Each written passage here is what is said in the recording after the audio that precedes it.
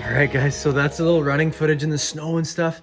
This is also my first run with it besides the first video I made. If you want to check out the unboxing and stuff, link will be in the description and up top.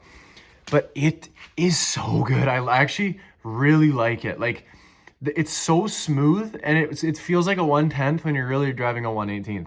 Like, it's so cool. If you guys did watch the unboxing, I did fix the light. All I had to do is zap strap it in a certain spot, and now the light stays on all the time. So that's all good. It was just a little thing. So check that video out if you want to see the issue this thing had.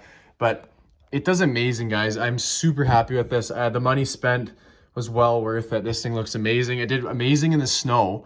Like, the amount of grip it got on ice, like, it's pretty hard snow right now, as you guys can tell. Thank you so much for watching. If you want to see more, make sure you guys subscribe, and you're going to keep building this guy up and ripping it around.